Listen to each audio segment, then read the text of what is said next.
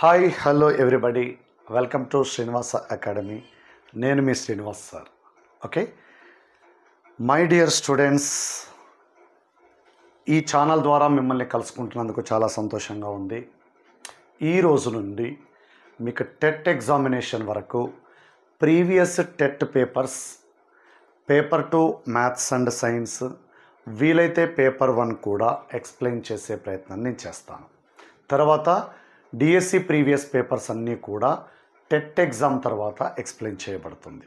Okay, please watch my channel. Please do like, subscribe and share to your friends. Thank you.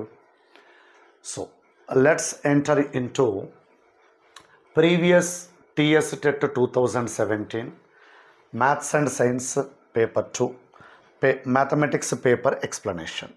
In that ఎలాంటి models అడుగుతున్నారు అనేది ఒక idea కోసము previous papers చూస్తే మనం ఎలా ప్రిపేర్ అవ్వాలి అనేది ప్లాన్ చేసుకోవచ్చు. ఓకే, అందులో నేను తీసుకున్న పేపర్ కోడ్ ప్రకారం కోడ్ ఏ పేపర్ ఇది 2017లో. అందులో ఫస్ట్ క్వశ్చన్ వచ్చేసి 91st question mathematics related. So అందులో ఆ క్వశ్చన్ ఏమి ఇచ్చారో చూడండి.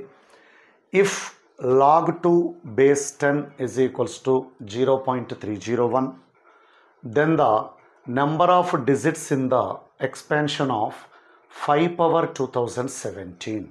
ఇది 2017లో ఇచ్చారు కాబట్టి పవర్ 2017 అన్నారేమో. ఈసారి ఇలాంటి మోడల్ ఇవ్వాల్సి వస్తే 2024 అని ఇవ్వచ్చేమో. ఓకే, చూడండి, నేను తెలుగు మీడియం ఇంగ్లీష్ మీడియం ఒకే దగ్గర రాశాను మీ కన్వీనియంట్ కోసము. log 2 base 2 is equals to 0.301 అయితే 5 పవర్ 2017 యొక్క విస్తరణలోని అంకెల సంఖ్య ఎంత? ఓకే, చూడండి, డెడ్ ఈజీ క్వశ్చన్ ఇది.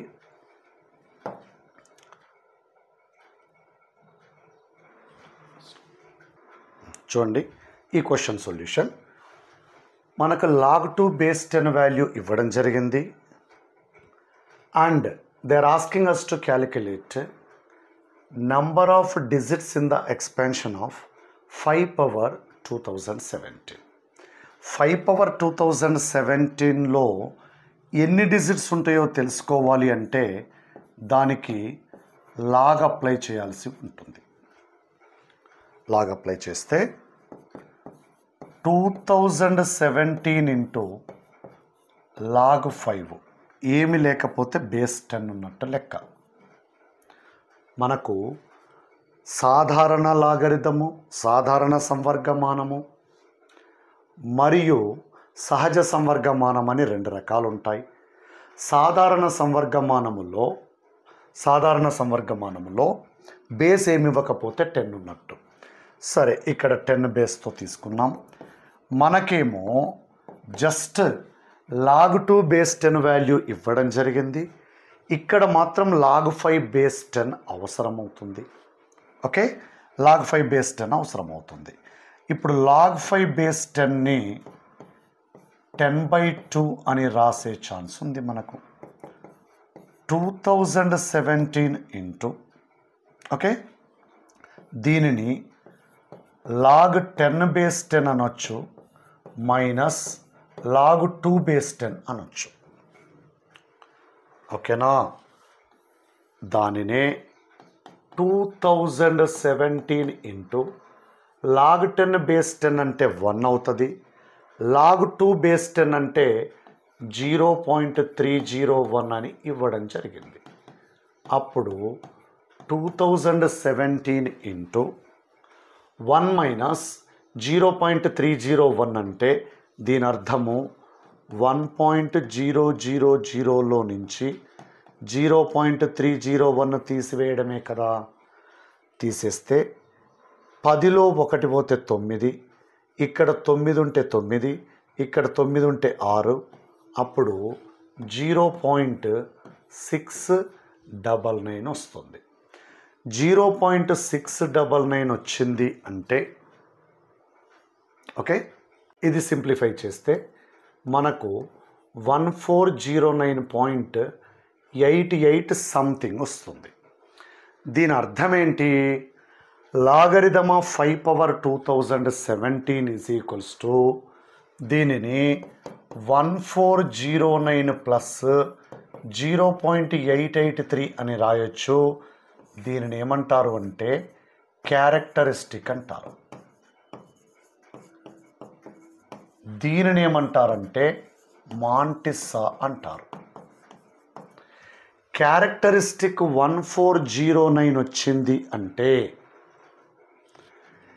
ఇక్కడ 5 పవర్ 2017లో అంకెల సంఖ్య 1410 అయి ఉంటుంది. అంటే దీనికంటే ఒకటి ఎక్కువగా ఉంటుంది.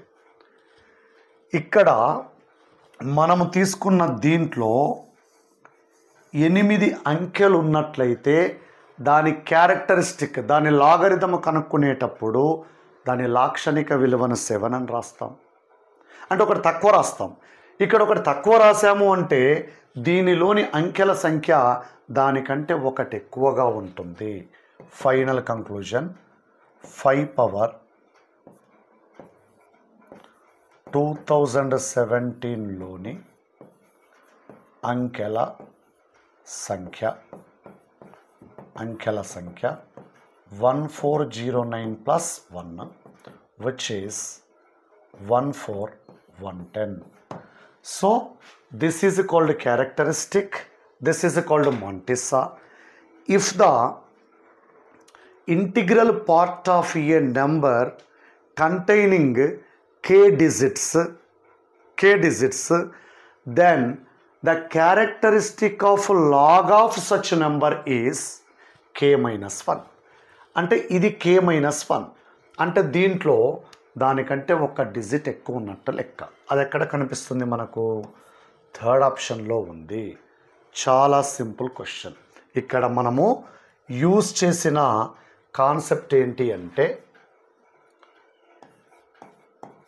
లాగరిథమ్ ఆఫ్ 234.567 ఉందనుకోండి. దీని విలువ ఎంత వస్తుందో తెలియదు, కానీ ఖచ్చితంగా ఆన్సర్ మాత్రం 2 పాయింట్ సంథింగ్ లాగా ఉంటుంది. రీజన్ ఏంటి అంటే ఇక్కడ 3 డిజిట్స్ ఉన్నాయి. ఇక్కడ 3 డిజిట్స్ ఉంటే ఇక్కడ లాక్షణికము 2 వస్తుంది. క్యారెక్టరిస్టిక్, దీన్నే క్యారెక్టరిస్టిక్ అంటారు ఇంగ్లీష్లో. క్యారెక్టరిస్టిక్ వచ్చేసి 2 అవుతుంది. ఇక్కడ ఒకవేళ లాగరిథమ్ ఆఫ్ 1234.567 ఉందనుకోండి, వాల్యూ ఎంత వస్తుందో తెలియదు, కానీ ఇక్కడ 4 డిజిట్స్ ఉండడం వల్ల 3.726 ఎగ్జాంపుల్గా చెప్తున్నాను. సో ఇది దీని యొక్క లాక్షణికము, క్యారెక్టరిస్టిక్. ఎందుకని? ఇక్కడ 4 డిజిట్స్ ఉండడం వల్ల. అంటే logarithm of something value 3 point something ఉంది అంటే ఇందులో పూర్ణాంక భాగములో ఇంటిగ్రల్ పార్ట్లో మనకు ఎన్ని డిజిట్స్ ఉన్నట్టు? దానికంటే ఒక డిజిట్ ఎక్కువ ఉన్నట్టు లెక్క. ఈ కాన్సెప్ట్ మనం యూజ్ చేసాం. ఓకే, చూడండి 92nd క్వశ్చన్ ఆ పేపర్లో. మనకైతే second question, if x is equals to 2/2 plus root 3, then root x plus 1/root x is equals to how much? x విలువ 2/2 plus root 3 అయితే root x plus 1/root x is equals to ఎంత? చాలా జాగ్రత్తగా గమనించండి. x is equals to 2/2 plus root 3ని హారమును అకరణీయం చేయగా, rationalising the denominator, హారమును అకరణీయం చేయగా అంటే హారం యొక్క అకరణీయ కారణరాశి చేత గుణించి భాగించగా అని అర్థం. రేషనలైజింగ్ ఫ్యాక్టర్ ఆఫ్ డినామినేటర్ తోటి డివైడర్ని మల్టిప్లై చేయడం అనేది మీనింగ్. పైన 4 minus 2√3 by a plus b into a minus b a square minus √3 whole square పైన 3 plus 1 మైనస్ 2 రూట్ 3 ఇంటూ 1 అని రాయొచ్చు. కింద 4 మైనస్ 3. 4 మైనస్ 3 అయితే 1ఏ కదా. ఇంకా అదే ఎక్స్ని నేనేమంటున్నానంటే √3 whole square 1 whole square 2 times √3 into √1 లేకపోతే 1 అనొచ్చు కదండి. √3 హోల్ స్క్వేర్ అంటే 3. 1 whole square is nothing but 1 minus 2 times √3 into 1. However, the denominator is 1. This can be written as √3 minus 1 whole square. This is x value. But we need to find out root x. Root x value is root of √3 minus 1 whole square, which is √3 minus 1. So this is root x value. Now question is to find root x plus 1 by root x. Root x plus 1 by root x. Okay. Which is √3 minus 1 plus 1 by √3 minus 1. √3 minus 1 plus దీన్ని మళ్ళీ rationalizing the denominator. Okay, చూడండి ఇక్కడ √3 minus 1 plus √3 plus 1 by 2. LCM is 2. 2√3 minus 2 plus √3 plus 1. So final answer 2√3 plus √3 3√3 minus 1 by 2. చూడండి ఇక్కడ options wrong ఇచ్చారు. ఇలాంటి సందర్భంలో add score ఇస్తారు మీకు. ఓకే, సో ఈ కేసెస్లో యాడ్ స్కోర్ ఉంటుందండి. మనం √x ఫైండ్ అవుట్ చేసాము, ఇందులో సబ్స్టిట్యూట్ చేసాము. సబ్స్టిట్యూట్ చేస్తే 3√3 మైనస్ 1 బై 2 వచ్చింది. అది ఆప్షన్స్లో కనిపించలేదు. సో ఇక్కడ మనం చేయాల్సింది ఏమిటి అంటే ఇచ్చిన సర్డ్ని కరణిని అకరణీయం చేయడము. అకరణీయం చేయాలి అంటే దీని రేషనలైజింగ్ ఫ్యాక్టర్ తోటి డివైడ్ అండ్ మల్టిప్లై చేయడం. అదొక్కటే ఇంపార్టెంట్ స్టెప్ ఇక్కడ. Next let's move on to next question. 93. The number of pairs of natural numbers whose GCD is 5 and LCM is 105 is గాసాబా 5 మరియు కాసాగు 105గా గల సహజ సంఖ్య యుగ్మాల సంఖ్య.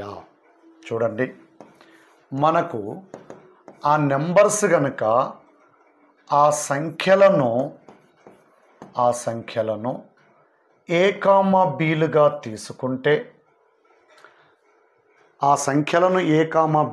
తీసుకుంటే మనకు తెలిసింది A into B is equals to GCD into LCM. అంటే రెండు సంఖ్యల కాసాగు మరియు గాసాబాల లబ్ధము ఆ రెండు సంఖ్యల లబ్ధానికి సమానము. ఈ కండిషన్ మన దగ్గర ఉంటుంది. ఓకేనా. ఇవి ఏ కామా బీలు ఆ రెండు సంఖ్యలు. ఇక్కడ ఏ కామా బీలు ఆ రెండు సంఖ్యలు. GCD ఏమో 5, ఇదేమో 105. అంటే 525. 525ని మనము ఫ్యాక్టరైజ్ చేసి చూసుకుంటే 5 ఇంటూ 3 ఇంటూ ఇక్కడ 35 అంటే ఇంకొక 5 ఇంటూ 7 5. ఇప్పుడు మనం ఏం చేయాలి? మొత్తం మీద వీటి యొక్క కాసాగా అయితే 105 అని ఇచ్చారు, గాసాబా 5 అని ఇచ్చారు. ఏ ఇంటూ బి అనే రెండు సంఖ్యలను గాసాబా 5 వచ్చేటట్టుగా కాసాగు 105 వచ్చేటట్టుగా ఎన్ని విధాలుగా రాయవచ్చును అంటున్నాడు. గమనిస్తే A comma B is equals to గాసాబా 5 రావాలి అంటే రెండు సంఖ్యలలో 5 ఉండాల్సిందే. 5,105 ఒక జత. రెండిట్లలో 5 ఉన్నప్పుడు ఒక 5ని ఇక్కడ పెట్టి 3 × 5 × 7ని ఇంకో సంఖ్యలాగా రాశాను. అప్పుడు ఈ రెండిటి యొక్క గాసాబా 5 అవుతుంది, కాసాగు మాత్రము 105 అవుతుంది. ఇంకా రెండిట్లలో 5 అయితే ఉండాల్సిందే. 3 7 అటు ఇటు షిఫ్ట్ అవ్వాలి. ఈసారి 3ని ఇటువైపు పడేసి ఈ సంఖ్య మీద పడేసి 35 ఇటువైపు పెడదాము. ఓకేనా? ఈసారి 3 7 ఒకవైపు 5 5 ఇంకొక వైపు వేస్తే గాసాబా 5 రావడం లేదు. మొదటి సంఖ్యలో 5 లేని కారణంగా గాసాబా అంటే గరిష్ట సామాన్య భాజకము, రెండిట్లోనూ 5 కనిపించాలి. పోనీ 1 ఒక దగ్గర వేసి మొత్తం 525 ఇంకొక దగ్గర వేస్తే అప్పుడు కాసాగు 105 రాదు. సో కాబట్టి మనకు సాధ్యమయ్యే యుగ్మాల సంఖ్య 2 మాత్రమే. అలాంటి సహజ సంఖ్య యుగ్మాల సంఖ్య, అలాంటి సహజ సంఖ్య యుగ్మాల సంఖ్య కేవలం 2 మాత్రమే ఉన్నాయి. చూడండి ఇక్కడ. Okay, second option is right answer. Let's move on. Next question. The sum of all 3-digit numbers which are divided by 5 leave the same remainder 4 is. ఏమంటున్నారు తెలుగు మీడియంలో? చూడండి క్వశ్చన్. 5 చేత భాగిస్తే శేషము 4 వచ్చు, 3 అంకెల సంఖ్యల మొత్తము ఎంత? 5 చేత భాగించినప్పుడు శేషము 0 వచ్చే మొదటి 3 అంకెల సంఖ్య 100. 100 ఏమవుతుందండి? 5 చేత భాగించినప్పుడు శేషము 0 ఇస్తుంది. శేషము 4 రావాలి అంటే దీనికి ఇంకో 4 కలపాలి. తర్వాత 5 పెంచుకుంటూ వెళ్ళండి, ఎందుకంటే 5 చేత భాగించబడ్డాయి కాబట్టి.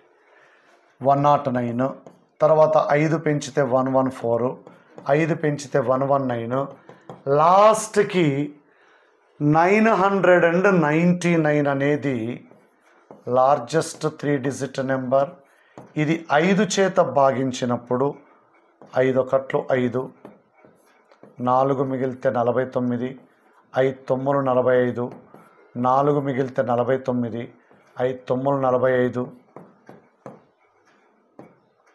4 శేషం వస్తుంది. అంటే లాస్ట్ 3-digit నెంబర్ 999 అవుతుంది. ఇక్కడ మనని కనుక్కోమన్నది వీటన్నింటి మొత్తం ఎంత వస్తుంది? What is the sum of all those 3-digit numbers? అది మన క్వశ్చన్. చూడండి, ఇవన్నీ అంకశ్రేణిలో ఉన్నాయి. These are forming arithmetic progression. A is equals to 104. Difference 109 minus 104 is equals to 5. Difference ఏమో 5 వచ్చింది. లాస్ట్ నెంబర్ ఏమో 999 ఉంది.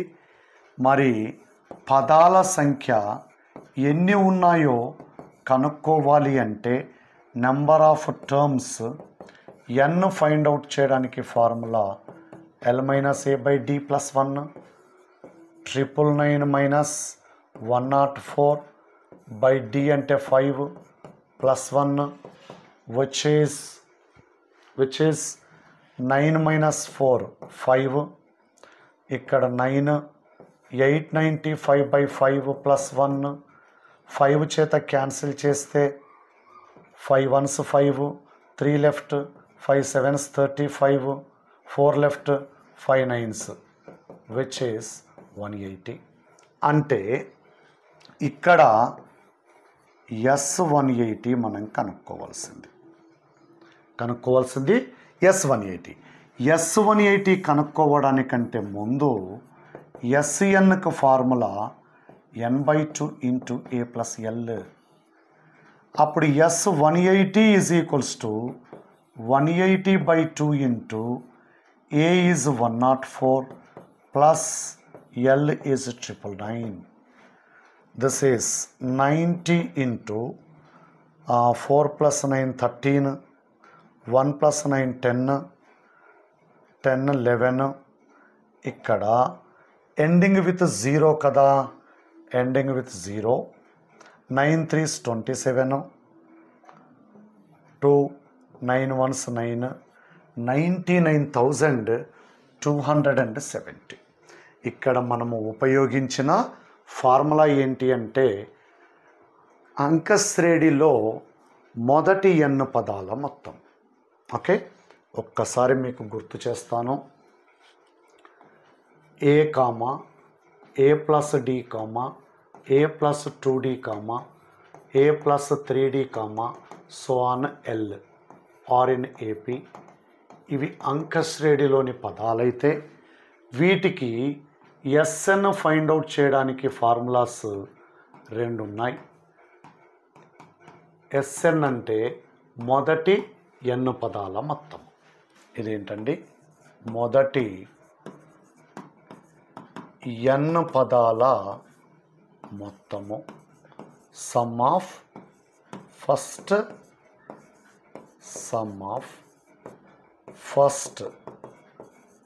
n terms. ఈ ఫార్ములానైనా యూజ్ చేయొచ్చు, లేదంటే SN is equals to n/2 into A plus L. ఇది ఎప్పుడు యూజ్ చేయాలి, చివరి పదము తెలుసుంటే. ఇది అంకశ్రేణిలో మొదటి n పదాల మొత్తము కనుక్కునే కాన్సెప్ట్. ఓకే, నెక్స్ట్ క్వశ్చన్ అండి. Let capital A and capital B be any two sets, then which of the following is false? ఓకేనా, A కామా Bలు ఏవేని 2 సమితులైతే క్రింది వాటిలో ఏది అసత్యమో. చూడండి, ఇలాంటి ప్రాబ్లమ్స్ చేయడానికి మన ఇష్టం వచ్చిన 2 సమితులను తీసుకోవచ్చును. 1 2 3 4 B is equals to 2 3 5. మన ఇష్టం వచ్చిన 2 సమితులను తీసుకోవచ్చు. ఇక్కడ వీళ్ళు ఉపయోగించిన టెర్మినాలజీ ప్రకారము A ఇంటర్సెక్షన్ B అవసరమవుతుంది. అది రెండిట్లో కామన్ ఎలిమెంట్స్ను తీసుకుంటే వస్తుంది. అట్లాగే A మైనస్ B అవసరమవుతుంది. A మైనస్ B అంటే ఏలో ఉండి Bలో లేనటువంటి మూలకాలు ఉన్నటువంటి సమితి. The set which contains the elements which are present in A not in B. Present in A not in B ఏమొస్తాయండి, 1 4. B మైనస్ A అంటే elements which are present in B not in A, present in B not in A ఇది వస్తుంది. So ఈ మొత్తములో ఉపయోగించిన terminology ఇదే కాబట్టి ఇవి ఫైండ్ అవుట్ చేసి పెట్టుకున్నాం మనం. ఇప్పుడు ఒక్కొక్క ఆప్షన్ని చెక్ చేద్దాం. క్రింది వాటిలో ఏది అసత్యము అన్నారు కాబట్టి A minus of A intersection B. Minus చేసే పద్ధతి ఏంటో చూడండి. ఇందులో ఉండి ఇందులో లేనటువంటివి రాయాలి. ఇందులో ఉండి ఇందులో లేనటువంటివి సెట్ 1 4. ఇందులో ఏలో ఉండి A ఇంటర్సెక్షన్ Bలో లేనివి 1 4లు మాత్రమే. మరి A మైనస్ B అంటే 1 4 అవుతుంది కదా. Yes, first option right. వాళ్ళు అడిగింది ఏంటి, which of the following is false. First option correct అయిందండి. సెకండ్ ఆప్షన్ దగ్గరికి వస్తే A minus B union A intersection B, A minus B union A intersection B ఈ రెండింటిని కలపమన్నారు. కలిపితే 1 2 3 4 ఇది Aకి సమానమైనట్టేనా. ఎస్, సెకండ్ ఆప్షన్ కూడా రైటే, ఇది కూడా కరెక్టే ఇచ్చారు. Third option A minus B intersection B minus A. A minus Bకి B మైనస్ Aకి ఉమ్మడి మూలకాలు కామన్ ఎలిమెంట్స్ ఏమీ లేవు కాబట్టి ఇది కూడా కరెక్టే. మరి ఫోర్త్ ఆప్షన్ మాత్రమే రాంగ్ అండి. చూడండి, fourth option A minus B union A. A minus B అంటే ఇది, యూనియన్ ఏ అంటే ఇది. ఈ రెండింటిని కలిపితే మళ్ళీ సెట్ 1 2 3 4 వస్తుంది. సెట్ 1 2 3 4 అనేది ఇక్కడ వీడేమో ఏ బికి ఈక్వల్ అన్నాడు, కానీ వచ్చింది ఏకి ఈక్వల్. కాబట్టి మనకు రాంగ్ ఏది వచ్చిందండి? Fourth option. కాబట్టి ఏది అసత్యము అంటే ఫోర్త్ ఆప్షన్ మాత్రమే అసత్యము. ఓకేనా? చూడండి, ఇక్కడ మన ఇష్టం వచ్చిన 2 సమితులను తీసుకొని డిస్కస్ చేయవచ్చు. కావాలంటే వెన్ డయాగ్రామ్స్ కూడా తీసుకోవచ్చండి. మీకు వెన్ డయాగ్రామ్స్ మీద కరెక్ట్ ఐడియా ఉంటే వెన్ డయాగ్రామ్స్ కూడా తీసుకోవచ్చు.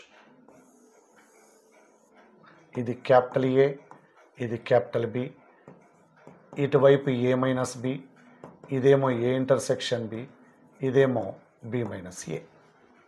గమనిస్తే ఫస్ట్ ఆప్షన్ ఏమిచ్చారు? A minus A intersection B, A minus B అన్నాడు.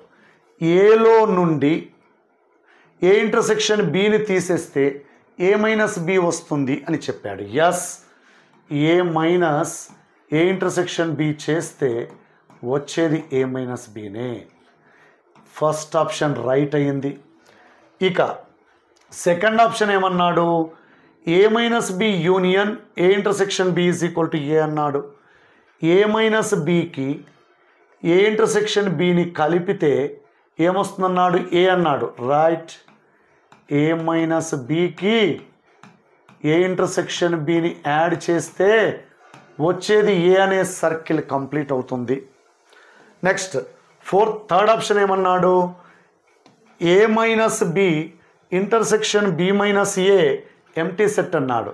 ఏ మైనస్ బికి బి మైనస్ ఏకి ఉమ్మడి ప్రదేశం ఏమీ లేదు. చూడండి, A minus B intersection B minus A empty set కరెక్టే.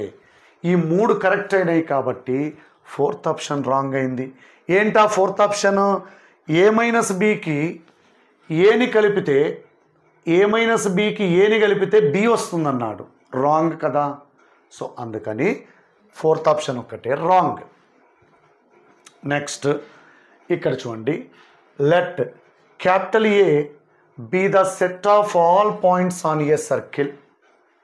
Capital A be the set of all points on a circle with center capital C and radius r greater than 0, and capital B be the set of all points on the straight line passing through C where C is the center. Then n of A intersection B is equals to. Question ఏమన్నారో చూడండి. C కేంద్రము మరియు are greater than 0 వ్యాసార్థము గల వృత్తము మీది బిందువుల సమితి capital ఏ మరియు capital C ద్వారా పోవు సరళ రేఖ మీది బిందువుల సమితి క్యాపిటల్ బి అయితే ఎన్ ఆఫ్ ఏ ఇంటర్సెక్షన్ బి అంటే ఏ ఇంటర్సెక్షన్ బి నందు మూలకాల సమితి ఎంత? సింపుల్ క్వశ్చన్ అండి. కరెక్ట్గా క్వశ్చన్ చదివితే ఆన్సర్ అర్థమైపోతుంది. ఓకేనా? చూడండి, ఇదేమో వృత్తం.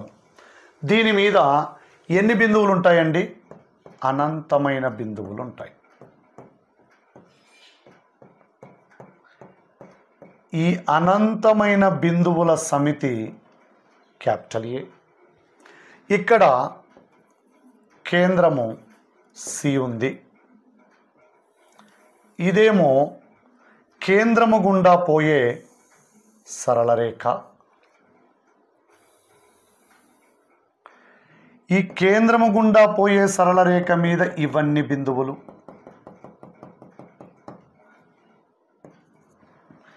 ఈ పి అనే బిందువు, క్యూ అనే బిందువు ఎక్కడుందండి? వృత్తము మీద ఉంది మరియు కేంద్రం గుండా పోయే రేఖ మీద ఉంది. సో కేంద్రం గుండా పోయే రేఖ మీది బిందువుల సమితి ఏమో క్యాపిటల్ బి, వృత్తం మీద ఉన్న బిందువుల సమితి ఏమో క్యాపిటల్ ఏ. ఇప్పుడు వృత్తం మీది బిందువులకి ఈ రేఖ మీది బిందువులకి ఉన్న ఉమ్మడి బిందువులు ఏమిటండి? ఇక్కడ కామన్ పాయింట్స్ ఉమ్మడి బిందువులు ఏ కామా బి మాత్రమే. ఉమ్మడి బిందువులు ఏ కామా బిలు మాత్రమే. ఎన్ని ఉన్నాయండి ఉమ్మడి బిందువులు? 2 ఉన్నాయి. కాబట్టి పీ కామా క్యూలు, ఏ కామా బీలు కాదండి, పీ కామా క్యూలు. కాబట్టి N of A intersection B, A intersection B సమితి నందు బిందువుల సంఖ్య 2 మాత్రమే. సింపుల్గా చెప్పాలంటే కేంద్రం గుండా పోయే రేఖ వృత్తాన్ని ఎన్ని బిందువుల వద్ద ఖండిస్తుంది అని అర్థము. సింపుల్గా చెప్పాలి అంటే in how many points A line passing through the centre intersecting meeting the circle just in 2 points, they are called intersection points. So that's why intersection containing only 2 common points. Okay,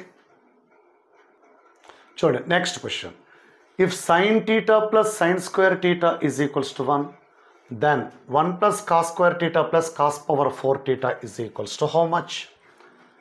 Sin theta plus sin square theta is equals to 1 అయితే 1 plus cos square theta plus cos power 4 theta is equals to ఎంత? Okay, చాలా జాగ్రత్తగా గమనించండి. sin theta plus sin square theta is equals to 1 అంటే sin theta is equals to 1 minus sin square theta అన్నట్టే కదా. అంటే sin theta is equals to cos square theta అని ఇచ్చినట్టే కదా.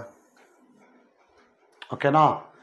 ఇప్పుడు మనం కనుక్కోవలసింది 1 plus cos square theta plus cos power 4 theta, 1 plus cos square theta plus cos square theta whole square.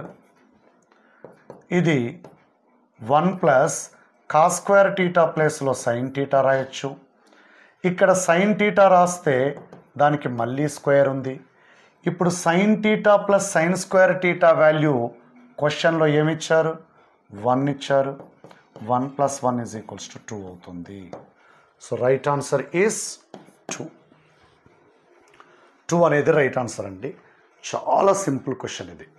Okay, dead easy question also. Just వాళ్ళు ఇచ్చిన దాని నుంచి sine టీటా కనుక్కుంటే కాస్ స్క్వేర్ టీటాకి సమానమైంది.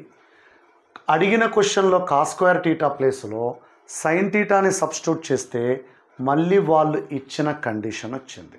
So that's why answer is 2. Next, in a triangle PQR right angled at capital Q, PR plus QR is equals to 25 and PQ is equals to 5, the value of tan P is. త్రిభుజము PQRలో Q వద్ద లంబకోణము కలదు. PR plus QR is equals to 25 మరియు PQ is equals to 5 అయితే tan P యొక్క విలువ ఎంత? ఎగ్జామ్లో వాళ్ళు tan P ఇవ్వలేదు, అందరికీ యాడ్ స్కోర్ ఇచ్చారు. సో నేను tan P రాశాను. ఇక్కడ చూడండి క్వశ్చన్ ఏమన్నారో. లంబకోణ త్రిభుజము PQR అన్నారు. లంబకోణం ఎక్కడుంది? Q దగ్గర ఉంది. ఓకేనా? ఇందులో PQనేమో 5 అని ఇవ్వడం జరిగింది. ఇంకా PR plus QR is equals to 25 అన్నారు. అంటే QRని కనుక X అంటే ఇది 25 మైనస్ X అనొచ్చు. PRని లేకపోతే QRని X అంటే PR అనేది 25 మైనస్ X అవుతుంది. క్లియర్గా మనకు అర్థమయ్యేది, నిజానికి ఇక్కడ మనం యూజ్ చేయాల్సింది కర్ణము స్క్వేర్ ఇజ్ ఈక్వల్ టు భుజము స్క్వేర్ ప్లస్ భుజము స్క్వేర్. కానీ మనకు 5, 12, 13 అనేది ఒక పైథాగరియన్ ట్రిప్లెట్ అవుతుంది. ఇది పైథాగరస్ త్రికము అవుతుంది. పైథాగరస్ త్రికము అవుతుంది కాబట్టి 5తో పాటుగా ఎక్స్ని 12 అంటే 25 - x 13 అవుతుంది. ఓకేనా? కాబట్టి ఎక్స్ విలువ 12 అని అర్థమవుతుంది. ఒకవేళ ఇది తెలియకపోతే మనం ఉపయోగించాల్సింది పైథాగరస్ సిద్ధాంతం. అయితే ఇక్కడ మనల్ని అడుగుతున్నది tan p. tan p కనుక్కోవడానికి సూత్రము p కోణానికి ఎదుటి భుజము బై p కోణానికి ఆసన్న భుజము, opposite side of angle p by adjacent side of angle p. For English medium, opposite side of angle p by adjacent side of angle p. p కోణానికి ఎదుటి భుజం ఏమిచ్చారో చూడండి, 12 ఇచ్చారు. p కోణానికి ఆసన్న భుజం ఏమిచ్చారో చూడండి, 5 ఇచ్చారు. ఆన్సర్ 12/5 అంటే 4th option right answer. Very simple question. మీరు గమనించారో లేదో, ట్రిగనామెట్రీ నుంచి ఇప్పటికే 2 క్వశ్చన్స్ టచ్ అయినాయి మనకి. అంటే మీకు ఇది జస్ట్ లైక్ ఏ బ్లూ ప్రింట్ లాగా అనుకునే అవకాశం ఉంది. ట్రిగనామెట్రీ నుంచి 2 క్వశ్చన్స్ వచ్చాయి ఇప్పటి వరకు, గమనించండి బాగా. The angle of elevation of the top of a building. One more question from trigonometry. The angle of elevation of the top of a building from the foot of a tower is 30 degrees and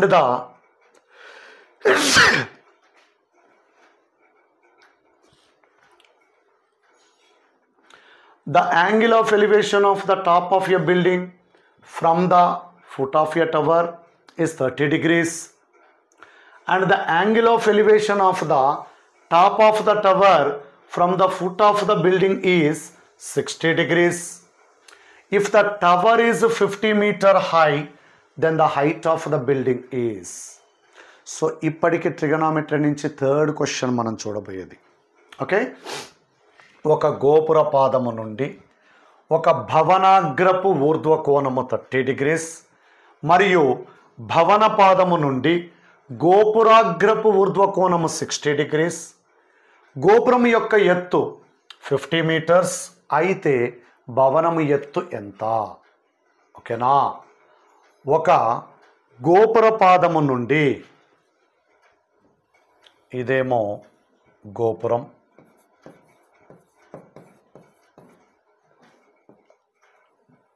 ఇదేమో భవనం.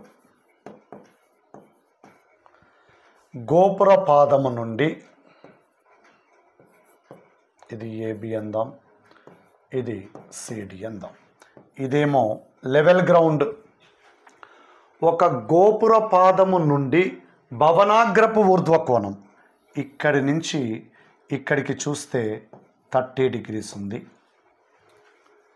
మరియు భవన పాదము నుండి గోపురాగ్రపు ఊర్ధ్వ కోణం ఇక్కడి నుంచి ఇక్కడికి చూస్తే 60 degrees ఉంది. ఓకేనా? గోపురం యొక్క ఎత్తు 50 మీటర్లు అయితే భవనం యొక్క ఎత్తు ఎంత? ఇది కదండి క్వశ్చన్. ఓకే, చాలా జాగ్రత్తగా గమనించండి. మనకు ట్రిగనామెట్రీలో హైట్స్ అండ్ డిస్టెన్సెస్లో 2 షార్ట్ కట్ మోడల్స్ ఉంటాయి. 30 degrees, 60 degrees, 90 degrees కోణాలుండే లంబకోణ త్రిభుజం ఉంటే 30కి ఆపోజిట్ ఎక్స్, 60కి ఆపోజిట్ x√3, ఇది 2x అని గుర్తుపెట్టుకోండి. ఇక మరొక రకమైన లంబకోణ త్రిభుజము 45 degrees ఉంటే 45 degreesకి ఎదురుగా x, దీనికి x, ఇది x√2. ఈ 2 లంబకోణ త్రిభుజాలు మీరు గుర్తుపెట్టుకోవాలి. ఇది x అని గుర్తుపెట్టుకోకండి, 30కి ఆపోజిట్ x. ఇక్కడ 30 degreesకి ఆపోజిట్ సైడ్ x, 60 degreesకి ఆపోజిట్ సైడ్ x√3, 90 degreesకి ఆపోజిట్ సైడ్ టు ఎక్స్. ఇక్కడేమో 45 డిగ్రీస్కి ఆపోజిట్ సైడ్ ఎక్స్, 45 డిగ్రీస్కి ఆపోజిట్ సైడ్ ఎక్స్, 90 డిగ్రీస్కి ఆపోజిట్ సైడ్ x√2. ఇది గుర్తుపెట్టుకోండి మీరు. ఓకే, సో గుర్తుపెట్టుకుంటే ఇక్కడ చూడండి, ఇక్కడ ఒక లంబకోణ త్రిభుజం ఏర్పడ్డది. ఏది? ఏసిడి. ఇది 30 డిగ్రీస్, ఇది 90 డిగ్రీస్ అయితే త్రిభుజంలో 3 కోణాల మొత్తము 180 డిగ్రీస్ కాబట్టి సమ్ ఆఫ్ ద 3 యాంగిల్స్ 180 కాబట్టి ఇది 60. ఇప్పుడు 30 డిగ్రీస్కి ఆపోజిట్గా ఉన్నది దీన్ని ఎక్స్ అనొచ్చు, 60 డిగ్రీస్కి ఆపోజిట్గా ఉన్నది x√3 అనొచ్చు, ఇదేమో 2x అనొచ్చు. క్లియర్గా ఇది ఎక్స్, ఇది x√3, ఇది 2x. ఇక చూడండి, ఇక్కడ ఒక లంబకోణం ఏర్పడ్డది 90 డిగ్రీస్, ఇక్కడేమో 60 ఉంది, అప్పుడు ఇది 30 డిగ్రీస్ అవుతుంది. ఇక్కడ మరో లంబకోణ త్రిభుజం ఏసీబీ. జాగ్రత్తగా గమనించండి, ఏసీబీ లంబకోణ త్రిభుజములో 60కి ఆపోజిట్ సైడ్ ఇది, 30కి ఆపోజిట్ సైడ్ మామూలుగా ఎక్స్ అంటాం కదా, ఎక్స్ని అందులో వాడుకున్నాం కాబట్టి దీన్ని y అందాం. అప్పుడు 60కి ఆపోజిట్ y√3 అవుతుంది, అప్పుడు 90కి ఆపోజిట్ 2y అవుతుంది. ఇదండి మనకు భవనం ఎత్తు కావాలంటే ఎక్స్ ఎంత అంటున్నారు. ఇక్కడ y√3 is equals to y√3 is equals to 50 metres అన్నారు. y is equals to 50/√3 metres. y√3 అంటే ఈ సైడ్ 50 మీటర్స్ ఇచ్చారు, y వాల్యూ వచ్చింది. మనం ఎక్స్ కనుక్కోవాలి. ఎక్స్కి వైకున్న రిలేషన్ ఇది. x√3 is equals to y అనేది very clear. x√3 is equals to 50/√3. ఇక్కడి నుంచి ఎక్స్ని కనుక్కుంటే 50/√3 కిందికి వెళ్తుంది, √3 × √3 3 అవుతుంది. x is equals to 50/3 metres. Second option right answer. ఆ ఎక్సే భవనం యొక్క ఎత్తు అవుతుంది. ఇక్కడ ఎలాంటి ట్రిగనామెట్రిక్ కాన్సెప్ట్ యూజ్ చేయలేదు. ఓకేనా? సో ఇప్పటికే మనకు 3 క్వశ్చన్స్ కనపడ్డాయి త్రికోణమితి నుంచి. జాగ్రత్తగా గమనించండి. See next question. Let B, C belongs to set 1, 2, 3, 4. If the equation x² plus bx plus c is equals to 0 has real roots, then the number of ordered pairs B, C is. B, C belongs to set 1, 2, 3, 4. x² plus bx plus c is equals to 0 సమీకరణానికి వాస్తవ మూలాలుంటే B, C క్రమయుగ్మాల సంఖ్య ఎంత? అలాంటి B, C క్రమయుగ్మాల సంఖ్య ఎంత అంటున్నారు. చూడండి, ఇక్కడ మనము ఒక్క కాన్సెప్ట్ గుర్తుకు తెచ్చుకోవాలి. ఇక్కడ ax² plus bx plus c is equals to 0 సమీకరణానికి మూలాలు వాస్తవాలు విభిన్నాలు కావాలి అంటే నియమము b² - 4ac > 0 కావాలి. ఓకే, అవే మూలాలు వాస్తవాలు సమానాలు కావాలి అంటే condition b² - 4ac is equals to 0. అవే మూలాలు కల్పితాలు కావాలి అంటే కండిషను ఏమవుతుందండి? b² - 4ac < 0 అవ్వాలి. గమనించండి, ఇక్కడ మూలాలు వాస్తవాలు విభిన్నాలు కావాలి అంటే b² - 4ac > 0 కావాలి. మూలాలు వాస్తవాలు సమానాలు కావాలి అంటే b² - 4ac = 0 అవ్వాలి. మరి మూలాలు వాస్తవాలు కావాలి అంటే ఈ రెండిట్లలో ఉంది కాబట్టి వాస్తవాలు కావడానికి నియమం ఏమవుతుంది అంటే b² - 4ac >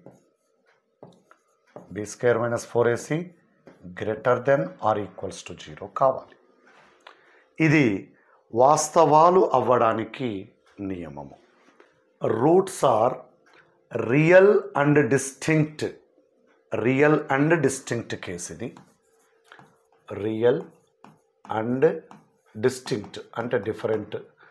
ఇదేమో రియల్ అండ్ ఈక్వల్ కేసు, ఇదేమో ఇమాజినరీ కేసు.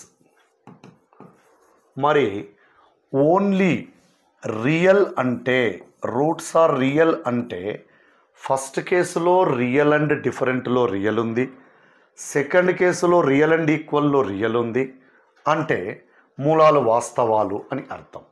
మూలాలు వాస్తవాలు అయినప్పుడు b² - 4ac > = 0. ఓకే, ఇలాంటి సందర్భంలో ఈ క్వశ్చన్లో మనకిచ్చినది మూలాలు ఏమన్నారో చూడండి. x² + bx + c = 0 మూలాలు వాస్తవాలు అన్నారు.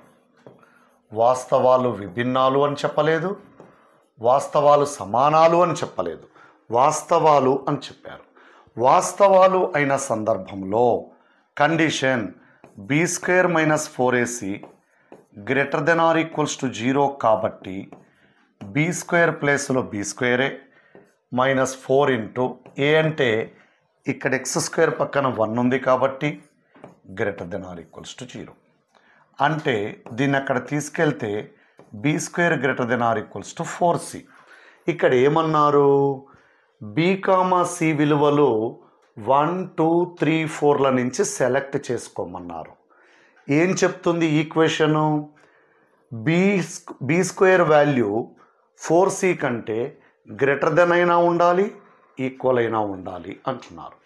మరి b వాల్యూ 1 తీసుకుంటే ఇది సాధ్యమేనా? గమనించండి, b వాల్యూ 1 తీసుకుంటే ఇక్కడ c వాల్యూ ఎంతైనా సరే మినిమం 4 అని అవుతుంది కదా. మరి 1 అనేది 4 కంటే ఎక్కువనా? కాదు. కాబట్టి b వాల్యూ మినిమం 2 దగ్గర స్టార్ట్ అవుతుంది. b వాల్యూ 2 అయిన సందర్భంలో c వాల్యూ 1 తీసుకుంటే అప్పుడు ఇది సాటిస్ఫై అవుతుందా చెక్ చేయండి. కండిషను b² అంటే 4 అవుతుంది, > 4 × 1 అంటే కూడా 4 అవుతుంది. ఇక్కడ ఈక్వాలిటీ సింబల్ ఉంది కాబట్టి సాటిస్ఫై అవుతుంది. మరి అదే b = 2 ఉంచి c వాల్యూ 2 తీసుకుంటే 4 > 8 అనడం రాంగ్ అవుతుంది. కాబట్టి b = 3, c = 1. b = 3 అంటే 3² 9 అవుతుంది, c = 1 అంటే 4 అవుతుంది. అదే b = 3 తీసుకొని c = 2 తీసుకున్నా కూడా 9 > 4 × 2 8 అవుతుంది. నిజమే. కానీ b = 4, c = 4 తీసుకునే ఛాన్స్ ఉందా? సారీ, b = 3, c = 3 తీసుకునే ఛాన్స్ ఉందా? b² అంటే 9 అవుతుంది, 4 × 3 అంటే 12 అవుతుంది, ఛాన్స్ లేదు. ఇప్పుడు b = 4, c = 1. 4² అంటే 16, 4 × 1 అంటే 4. ఆబ్వియస్లీ 16 > 4. అట్లాగే b = 4 తీసుకొని c = 2 తీసుకుంటే b² అంటే 16, c 2 కాబట్టి ఇది 8, 16 > 8 కరెక్టే. b = 4 తీసుకొని c = 3 తీసుకున్నా కూడా పాసిబులే. b = 4 తీసుకొని c = 4 తీసుకున్నా కూడా పాసిబుల్ అవుతుంది. రీజన్ ఏంటి? b² అంటే 16, 4 × 4 అంటే కూడా 16, 16 > 16 పాసిబుల్ అవుతుంది. ఇప్పుడు ఎన్ని పెయిర్స్ వచ్చినాయో లెక్క పెడదాం. 1, 2, 3, 4, 5, 6, 7. దీనినే మనము 2, 1 క్రమయుగ్మం లాగా రాయొచ్చు. దీనిని 3, 1 అని రాయొచ్చు. దీనిని 3,2 అని రాయొచ్చు, దీనిని 4,1, 4,2, 4,3, 4,4. మొత్తం ఎన్ని వచ్చినాయో లెక్క పెట్టండి. 1 2 3 4 5 6 7 7 క్రమయుగ్మాలు అలాంటివి సాధ్యమైనవి. సో చాలా సింపుల్ క్వశ్చన్, కాకపోతే వర్గ సమీకరణం యొక్క మూలాల స్వభావము మీద గ్రిప్ ఉండాలి మనకి. ఓకేనా? Next problem. If SK is the sum of first k terms of the arithmetic progression a1, a2, a3, so on. arithmetic progression లో టర్మ్స్ ఇవి. And sm by sn is equals to m² by n². అయితే am by an is equals to ఎంత? జాగ్రత్తగా గమనించండి. a1, a2, a3, so on అనే అంకశ్రేణి యొక్క మొదటి k పదాల మొత్తము sk మరియు sm by sn is equals to m² by n² అయినా am by an is equals to ఏంటి అంటున్నాడు. ఒక్కసారి గమనించినట్లయితే మనము a1, a2, a3, so on అంకశ్రేణి యొక్క దీస్ ఆర్ ఇన్ ఏపీ. అంకశ్రేణి యొక్క ఫస్ట్ టర్మ్ a1 కదా. కామన్ డిఫరెన్స్ని a2 మైనస్ a1 అనొచ్చు, కానీ ఇక్కడ d అని తీసుకుందాం. అప్పుడు nth టర్మ్ ఏమవుతుంది అంటే a plus n minus 1 into d అవుతుంది. ఇక్కడ ఏమవుతుంది అంటే a1 plus n minus 1 into d అవుతుంది. am వచ్చేసి a plus m minus 1 into d అవుతుంది. a1 plus m minus 1 into d అవుతుంది. ఇది am. అదే sn అయితే n/2 into 2a plus n minus 1 into d అవుతుంది. ఈ అంకశ్రేణికైతే మొదటి పదము a1 ఇచ్చారు కాబట్టి 2a1 plus n minus 1 into d అవుతుంది. లేదంటే చివరి పదం ఇచ్చుంటే n/2 into a plus l అవుతుంది. ఇవి అంకశ్రేణికి సంబంధించిన కాన్సెప్ట్స్. ఓకే, an కనుక్కోవడానికి ఫార్ములా, am కనుక్కోవడానికి ఫార్ములా, sn కనుక్కోవడానికి ఫార్ములాస్ ఇవి. ఓకే, ఇక క్వశ్చన్లోకి వెళ్దాం. sm by sn is equals to m² by n² given. Already given in question. sm by sn is equals to m² by n².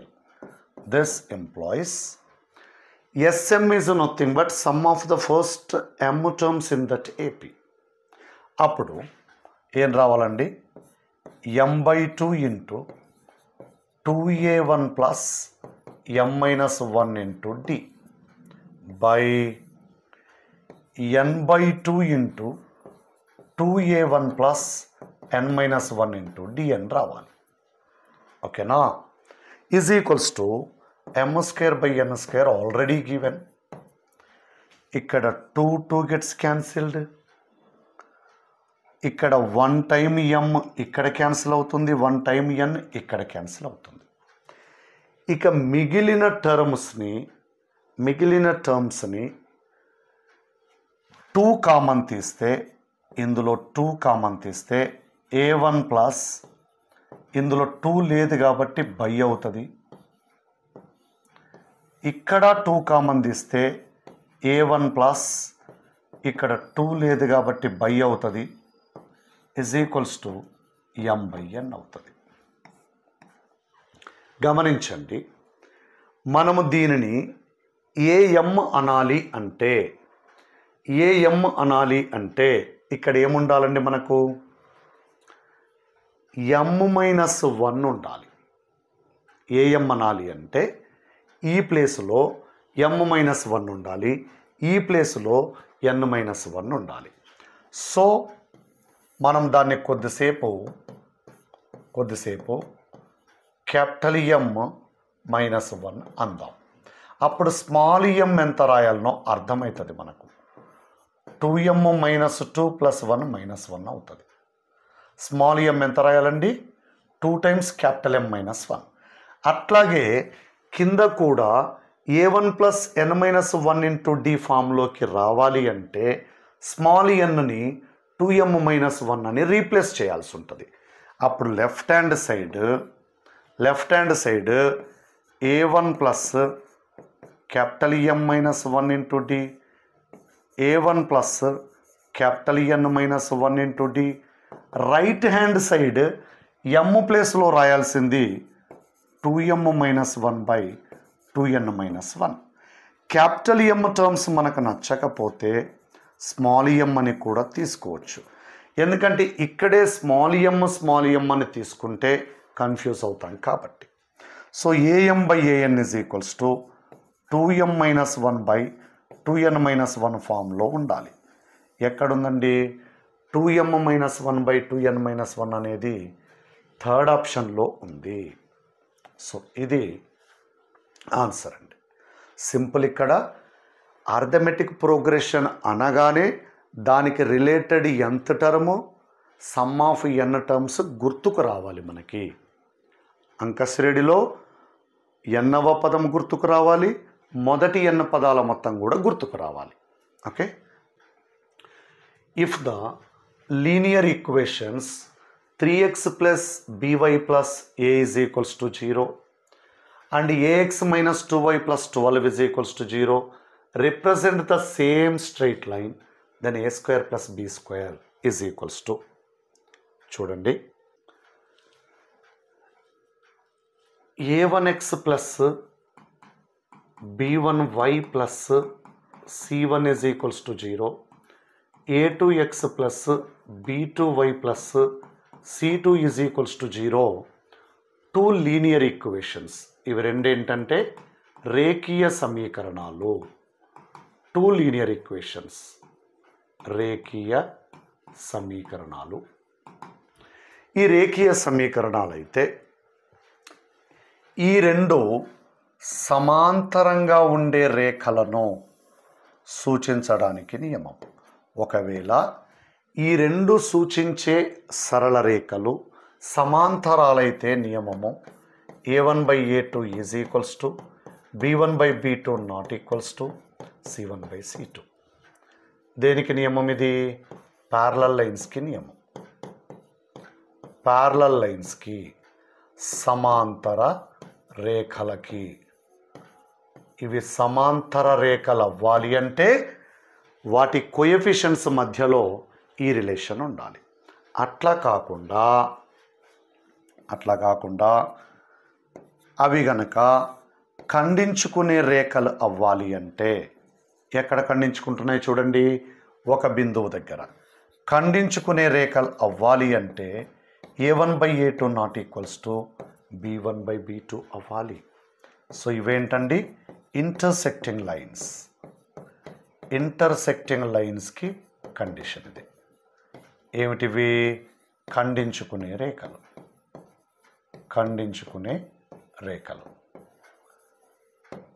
ఖండించుకునే రేఖలకు ఇది condition. Next, ఒకే రేఖలను అంటే ఏకీభవించు రేఖలను. ఏం జరిగిందో చూడండి, ఒక రేఖ మీద ఇంకొక రేఖ ఉంది. అలాంటప్పుడు కండిషన్ కోయిన్సిడెంటల్ లైన్స్ అయి ఉంటే కండిషన్ a1/a2 = b1/b2 = c1/c2. వీటిని ఏమనొచ్చండి? కోయిన్సిడెంట్ లైన్స్ అనొచ్చు, లేదంటే సేమ్ లైన్స్ అనొచ్చు. ఏకీభవించు రేఖలు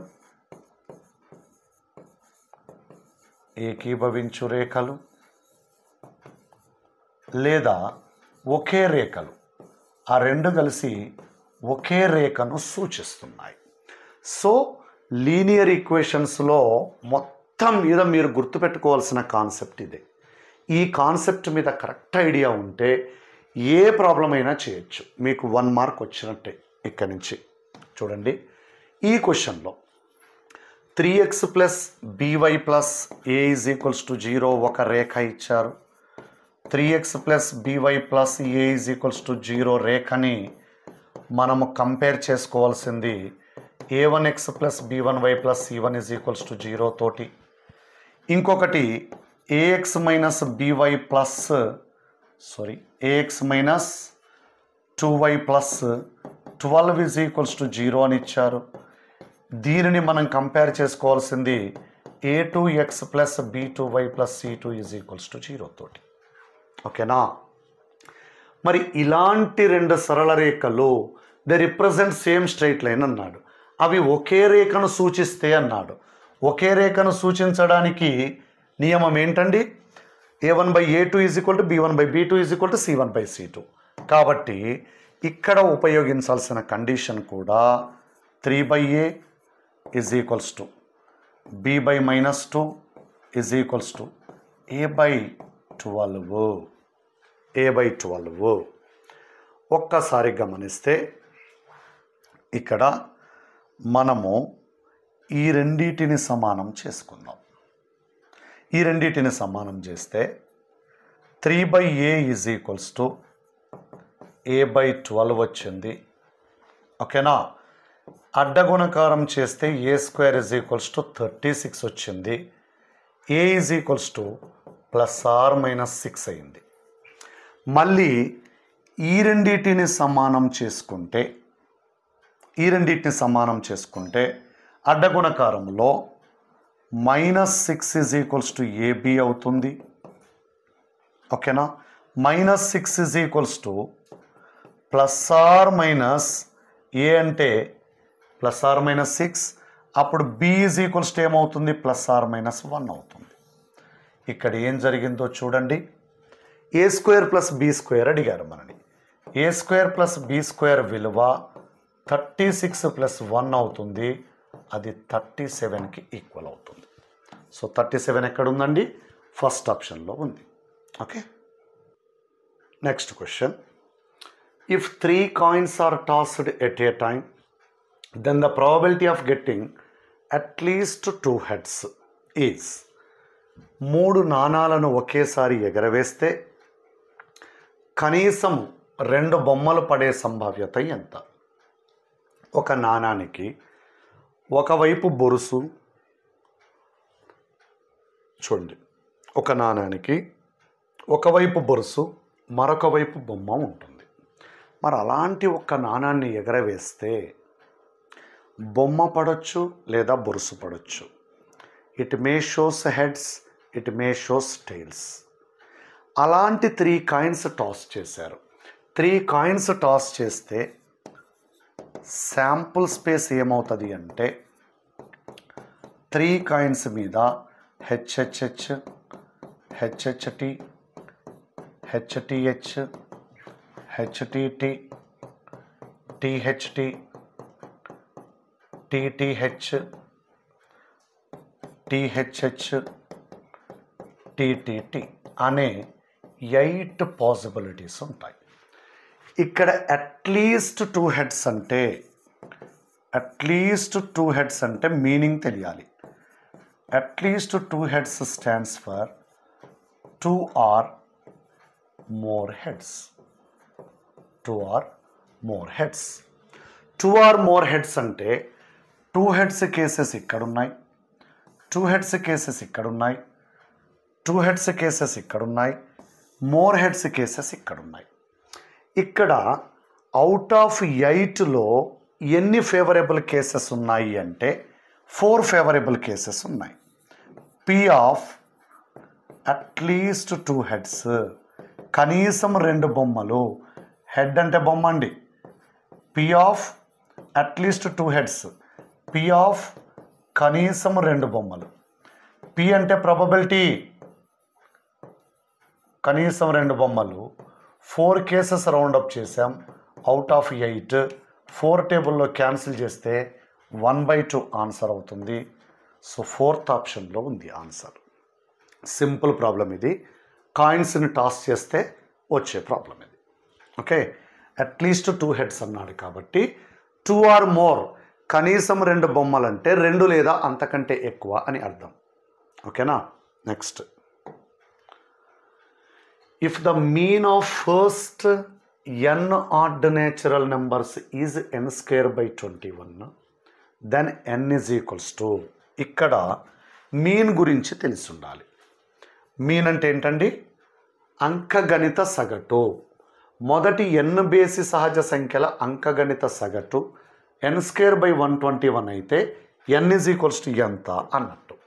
చూడండి, a1, a2, a3, so on an అనే n అంశాల అంకగణిత సగటు, ఆర్థమెటిక్ మీన్, am అంటారు దాన్ని. దీనిని రాశుల మొత్తము బై రాశుల సంఖ్యగా రాస్తాము. రాశుల మొత్తము బై రాశుల సంఖ్య. సమ్ ఆఫ్ అబ్జర్వేషన్స్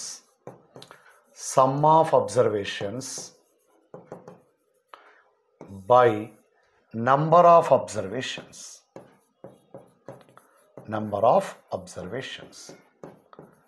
తెలుగు మీడియంలో అయితే ఏమన్నారండి దీన్ని? రాశుల మొత్తము బై రాశుల సంఖ్య అనాల్సి ఉంటుంది. రాశుల మొత్తము బై రాశుల సంఖ్య. ఓకేనా. అయితే మనకు క్వశ్చన్లో if the mean of first n odd natural numbers అన్నారు. ఫస్ట్ ఆఫ్ ఆల్ మొదటి n బేసి సహజ సంఖ్యలు ఏమిటో రాద్దాం. ఏమిటండి? 1, 3, 5, 7 సో ఆన్, లాస్ట్ బేసి సంఖ్య 2n-1. ఇవన్నీ n రాశులు. వీటి యొక్క అంకగణిత సగటు. అంకగణిత సగటు ఏమవుతుంది అంటే రాశుల మొత్తం అంటే ఇవన్నిటిని కూడాలి బై రాశుల సంఖ్య. ఎన్ని అన్నాడు? n సహజ సంఖ్యలు అన్నాడు కాబట్టి రాశుల సంఖ్య n. ఇది ఆల్రెడీ మనకు n²/121 అని ఇచ్చాడు. సో మనకు మొదటి n సహజ సంఖ్యల మొత్తము n × n+1/2. మొదటి n సహజ సంఖ్యల వర్గాల మొత్తము n × n+1 × 2n+1/6. మొదటి n సహజ సంఖ్యల గణాల మొత్తము n² × n+1² 4. అట్లాగే మొదటి n బేసి సహజ సంఖ్యల మొత్తము నంబర్ సిస్టంలో వస్తుంది, n² పైన అవుతుంది. కింద n ఆల్రెడీ ఉంది, ఇక్కడ n²/121 అన్నారు. n² క్యాన్సిల్ అయితే answer n is equals to 121. n is equals to 121 అనేది సెకండ్ ఆప్షన్లో కనిపిస్తుంది. ఓకే, ఇక్కడ మనం యూజ్ చేసింది some of first n odd natural numbers. Sum of first n odd natural numbers is equals to n². మొదటి n బేసి సహజ సంఖ్యల మొత్తము ఏమవుతుందండి? n² అవుతుంది. సో ఆ ఫార్ములా ఇక్కడ యూజ్ చేసాము. సింపుల్ క్వశ్చన్ ఇది, స్టాటిస్టిక్స్కి సంబంధించింది. Next,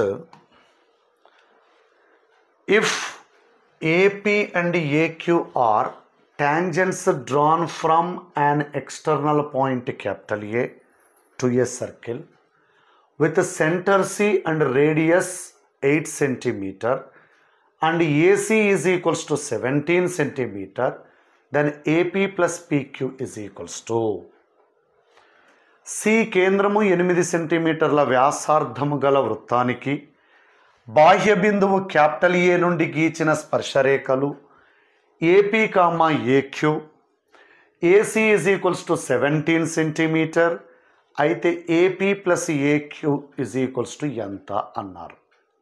so dead easy and important model. బాహ్య బిందువు క్యాపిటల్ ఏ, ఇక్కడ పి అనే బిందువు, ఇక్కడ క్యూ అనే బిందువు.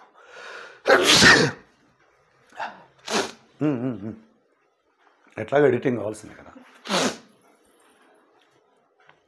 చూడండి, బాహ్య బిందువు క్యాపిటల్ ఏ, ఏపీ ఒక ట్యాంజెంట్ ఒక స్పర్శరేఖ, ఏక్యూ మరొక ట్యాంజెంట్ మరొక స్పర్శరేఖ.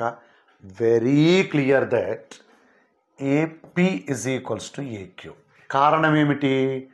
బాహ్య బిందువు గుండా వృత్తానికి గీయబడిన స్పర్శరేఖల పొడవులు సమానం. ఇంకా ఏమన్నారు? సి అనేది వృత్త కేంద్రము అన్నారు. అప్పుడు ఇదేమవుతుందండి? వృత్త వ్యాసార్థం అవుతుంది. వ్యాసార్థం ఎంత ఇచ్చారు? 8 ఇచ్చారు.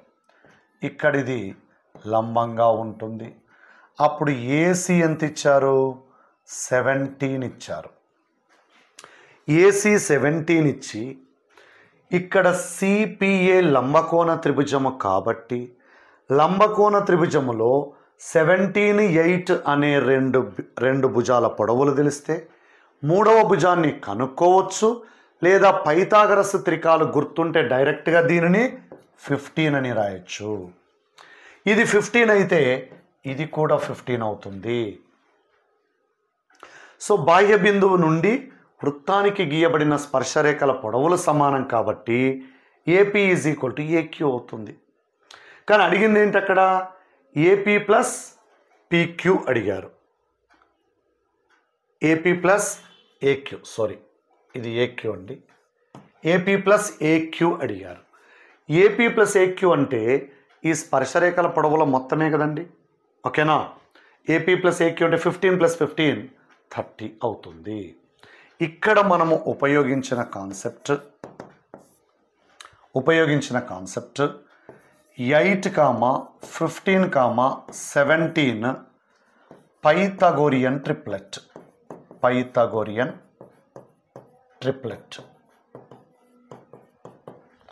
పైథాగరస్ త్రికం అండి ఇది పైథాగరస్ త్రికము.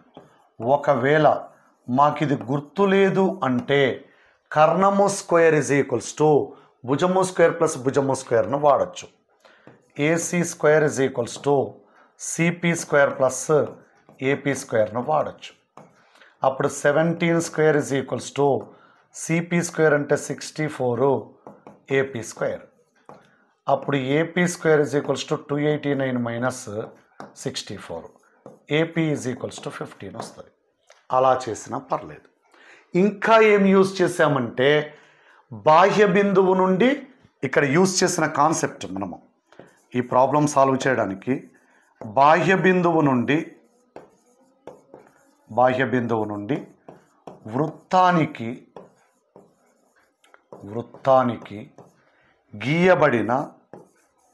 వృత్తానికి గీయబడిన స్పర్శరేఖల పొడవులు సమానము. ఇంగ్లీష్లో ఏమంటారంటే the lengths of tangents drawn from an external point to the circle are equal. So అందుకని ఇక్కడ AP is equals to AQ is equal to 15 అయింది. AP plus AQ is equals to 15 + 15 30 అవుతుంది. ఆ 30 ఎక్కడుందండి? ఇక్కడుంది. థర్డ్ ఆప్షన్లో ఉంది. సింపుల్ క్వశ్చనే. అందుకని నేముడు థీరమ్ స్టేట్మెంట్స్ థరోగా ఉండాలి. థరోగా ఉంటే ఆన్సర్ చేయొచ్చు. Most of the questions concepts based ఉన్నాయి చూడండి. సో అందుకని థీరమ్ స్టేట్మెంట్స్ అట్లీస్ట్ పర్ఫెక్ట్గా ఉండాలి మనం. Okay, next 106 question number. If the points capital A 1, -2, capital B 3, 1, capital C -5, 2 are vertices of a triangle, then the point of intersection of the side BC and the bisector of the angle BAC is ABC బిందువులు ఒక త్రిభుజ శీర్షాలు అయితే BC భుజము మరియు angle BAC కోణ సమద్విఖండన రేఖల ఖండన బిందువు ఏమిటి అంటున్నాడు. ఇది మల్టీ కాన్సెప్చువల్ క్వశ్చన్ అండి. గమనిస్తే ఇక్కడ ఏ ఇచ్చాడు, ఏ ఎంత ఇచ్చాడండి 1, -2. ఇక్కడ B ఇచ్చారు 3, 1. C ఏమో -5, 2.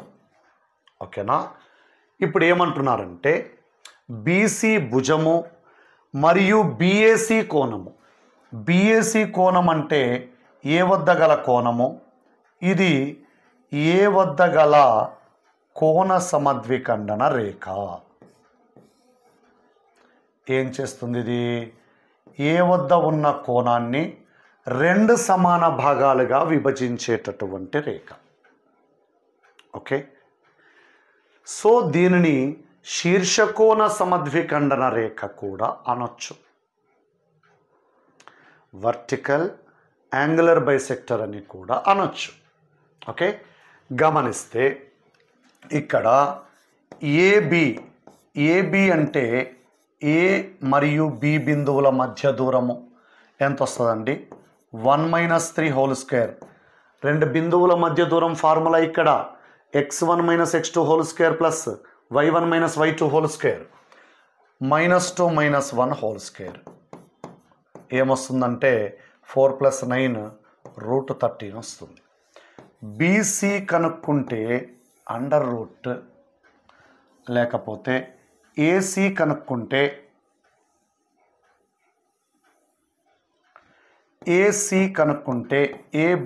ACల మధ్య దూరం అండి 1 + 5 x1 - x2 ప్లస్ -2 - 2 36 ప్లస్ ఇక్కడ ఏముందండి 16 √52 అంటే 2√13 అండి. మరి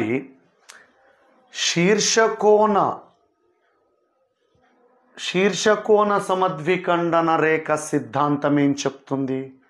vertical angular bisector theorem says that ఒక శీర్షము గుండా గీయబడిన శీర్షకోణ సమద్విఖండన రేఖ ఎదుటి భుజాన్ని మిగిలిన 2 భుజాల నిష్పత్తిలో విభజిస్తుంది. ఇదేమో √13, ఇదేమో 2√13. ఇప్పుడు BD = DC అనేది √13 = 2√13, ఇది 1:2 అవుతుంది. దీనిని శీర్షకోణ సమద్విఖండన సిద్ధాంతం అంటారు, వర్టికల్ యాంగులర్ బైసెక్టర్ థీరం. ఓకేనా. ఇప్పుడు ఏమైంది? ఇక్కడ D అనేది BC భుజమును 1:2 నిష్పత్తిలో విభజించే బిందువు. మరి D బిందువు కనుక్కోవాలి అంటే సెక్షన్ ఫార్ములా యూజ్ చేయాలి. ఇది M:n లాగా భావించి దీనిని x1 y1 అని, దీన్ని x2 y2 అని, సెక్షన్ ఫార్ములా విభజన సూత్రం mx2 + nx1 m + n, my2 + ny1 m + n అని యూజ్ చేయాలి. mx2 అంటే 1 × -5 ప్లస్ 2 × 3 6 అవుతుంది. పైన కింద 1 + 2 అవుతుంది. 1 × 2 2 అవుతుంది. ప్లస్ 2 × 1 2 అవుతుంది. 1 + 2 అవుతుంది. = 1/3, 4/3 అవుతుంది.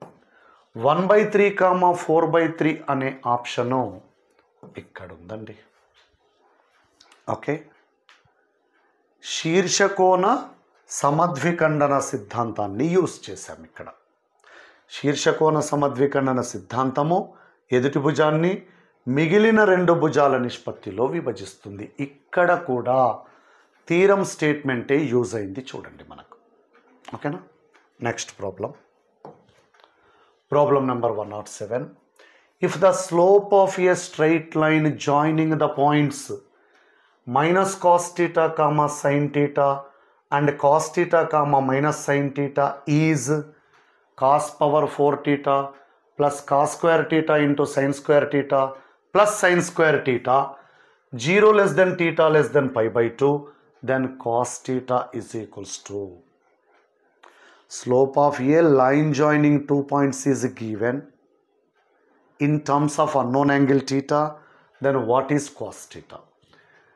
Minus cos theta comma sin theta మరియు cos theta comma minus sin theta బిందువులను కలిపే సరళ రేఖ యొక్క వాలు cos power 4 theta plus cos square theta sin square theta plus sin square theta 0 less than theta less than pi by 2 అయితే cos theta is equals to ఎంత? ఇక్కడ చూడండి, ఇది capital A x1 y1, capital B x2 y2. దీని slope find out చేయడానికి formula y2 minus y1 by x2 minus x1. దీనినే తెలుగులో వాలు అంటారు. ఓకేనా? మరి అలాంటప్పుడు ఇక్కడ ఇచ్చిన రెండు బిందువులను ఉపయోగించి, ఓకే, ఏది ఈ బిందువుని x1 y1 ఈ బిందువుని x2 y2 అంటే స్లోప్ వాలు ఈజ్ ఈక్వల్స్ టు, స్లోప్ అంటే వాలే కదా, వాలు is equals to y2 minus y1 అంటే మైనస్ సైన్ థీటా బై డినామినేటర్లో cos theta minus cos theta.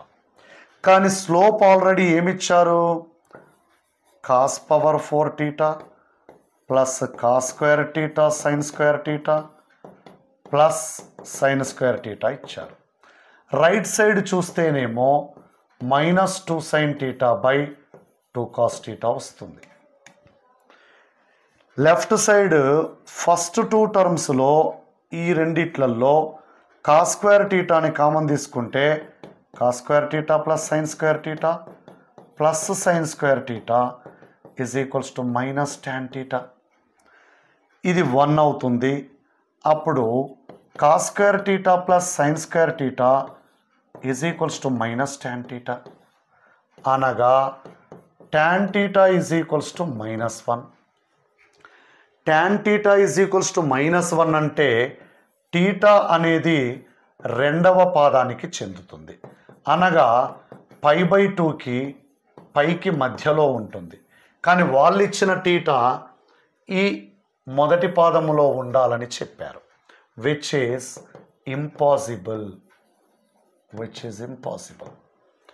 ఎందుకు ఇంపాసిబుల్ అంటే థీటా మొదటి పాదములో ఉండాలని చెప్పారు, మనకు థీటా రెండవ పాదములో ఉంది, కాబట్టి ఆన్సర్ రాంగ్ అవుతుంది. ఒకవేళ అయినా సరే కనుక్కోమంటే tan theta is equals to -1 రావాలంటే థీటా 135 డిగ్రీస్ అవుతుంది. అప్పుడు వాళ్ళు అడిగిన cos theta value cos 135 degrees అంటే కాస్ 90 డిగ్రీస్ ప్లస్ 45 డిగ్రీస్ రాసి దీన్ని -1/√2 అని చెప్పాల్సి ఉంటుంది. సో అలాంటి ఆప్షన్ ఎక్కడ లేదు. ఒకవేళ క్వశ్చన్ కరెక్ట్ అవ్వాలి అంటే ఇది ఇవ్వకూడదు, ఇక్కడ -1/√2 ఇవ్వాలి. దీనికి కూడా యాడ్ స్కోర్ ఇచ్చారు అక్కడ. ఓకే, ఇది కూడా కోఆర్డినేట్ జామెట్రీకి సంబంధించిన క్వశ్చన్. ఇప్పుడు కోఆర్డినేట్ జామెట్రీకి సంబంధించిన క్వశ్చన్స్ ఇప్పటి వరకు 2 వచ్చినాయి మనకు. Next problem, if AD, BE are medians of triangle ABC and capital F is a point on AC such that DF parallel to BE, then CF is to AC is equals to త్రిభుజం ABCలో AD, BEలు రెండు మధ్యగత రేఖలు మరియు BEకి సమాంతరంగా DF ఉండేటట్లు AC మీది బిందువు F అయితే CF is to AC is equals to ఎంత అంటున్నారు. ఒక్కసారి గమనిస్తే ఇది A, ఇది B, ఇది C. E అనేది మధ్య బిందువు, D అనేది కూడా మధ్య బిందువు అయితే ఏడి మధ్యగత రేఖ, బిఈ కూడా మధ్యగత రేఖ. ఈ రెండింటి మధ్యగత రేఖల ఖండన బిందువు కేంద్రాభాసం అవుతుంది. ఎందుకంటే మూడవ మధ్యగత రేఖ కూడా దాని గుండానే పోతుంది. మధ్యగత రేఖలు అనుశక్తాలు, అనుశక్త బిందువునే కేంద్రాభాసం అంటారు. ఇది ప్లేన్ జామెట్రీ రిలేటెడ్ క్వశ్చన్. ఇక్కడ ఇది మధ్యగత రేఖ అయ్యింది అంటేనే అర్థం ఏమిటి? ఈ మధ్య బిందువు అని, ఈ రెండు సమానమని. ఇది ఎక్స్ అయితే ఇది కూడా ఎక్స్ అని, ఓకేనా? ఇది వై అయితే ఇది కూడా వై అని అర్థం. కానీ ఏమంటున్నారు ఇక్కడ? ఎఫ్ అనేది ఏసీ మీద బిందువట, డిఎఫ్ను కలిపితే బిఈకి సమాంతరంగా వచ్చిందట. బిఈకి సమాంతరంగా వచ్చిందట, ఓకేనా? నేనేమంటున్నానంటే ఈ రెండిటికి సమాంతరంగా ఉండేటట్టుగా ఏ గుండా మరొక రేఖను గీస్తున్నాను. ఇప్పుడు ఏం జరిగింది అంటే మూడు సమాంతర రేఖలను రెండు తిర్యక్ రేఖలు పి కామా క్యూ అనే రెండు తిర్యక్ రేఖలు ఏ వద్ద, బి వద్ద, సి వద్ద, డి వద్ద, ఈ వద్ద, ఎఫ్ల వద్ద ఖండిస్తే AB by BC is equals to DE by EF ఖచ్చితంగా అవ్వాల్సిందే. దీనినే ఏమంటారంటే అంతరఖండ సిద్ధాంతం అంటారు, ఇంటర్సెప్ట్ థీరం, అంతరఖండ సిద్ధాంతం. ఏది? తిర్యగ్రేఖ వల్ల ఏర్పడే అంతరఖండ సిద్ధాంతం.